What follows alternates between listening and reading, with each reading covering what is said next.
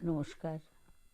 আমার সত্যের জয় চ্যানেলের প্রিয় বরেণ্য বন্ধুদের স্বাগত জানিয়ে আমার নিবেদনে স্বরচিত কবিতা জীবনটা এমনই।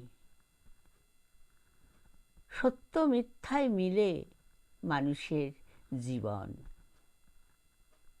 একরকম কেটে যায়।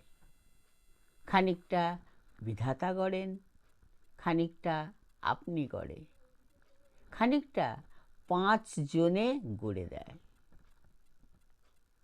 জীবনটা একটা 5 মেশালি রকমের জোড়াতাড়া, প্রকৃত এবং অপ্রকৃত, কাল্পনিক ও বাস্তবিক।